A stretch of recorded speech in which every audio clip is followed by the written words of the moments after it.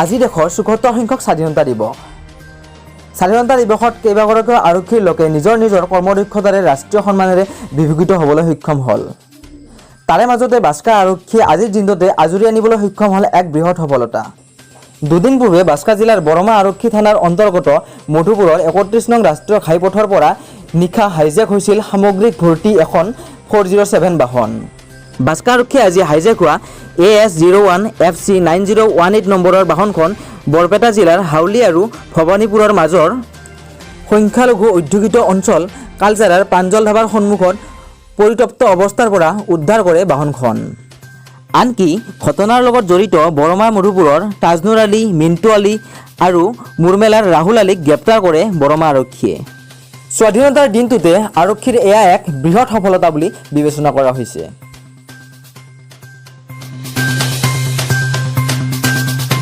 11 তাৰিখ ৰাতি 12 তাৰিখ আগষ্ট ৰাতিপুৱা আৰ্লি মৰ্ণিঙত গুৱাহাটীৰ পৰা এটা গাড়ী অহা 407 ট্ৰাক, এইটো জোতা চাপ্পল ছাপ্লাই কৰা বৰপেটা আৰু ধুবুৰীৰ কাৰণে গুৱাহাটীৰ পৰা অহাটো আমাৰ বাৰামা থানা আণ্ডাৰত হাইজেক হৈ কেছ দিয়াৰ পিছত আমি তদন্ত কৰি 4জনৰ এতিয়ালৈকে তাজনুৰ আলী, মিণ্টু और राहुल এই 3জনক এৰেষ্ট হৈ গ'ল এতিয়া আৰু বাকী 2জন বাকী আছে এৰেষ্ট কৰিব। ট্ৰাকটো আমি তাৰাবাৰী থানা আণ্ডাৰত ৰিকভাৰ হৈ গ'ল এতিয়া আৰু তদন্ত চলি আছে। বাকী ইনভলভ কেইটাটো আমি এৰেষ্ট কৰিবৰ কাৰণে অলপ সময় লাগিব। তথাপি আমি চব কিমানজন থকা বুলি ভাবে সন্দেহ মানুহটো এতিয়ালৈকে আমাৰ তদন্ত মতেতো 5জনটো জড়িত আছে।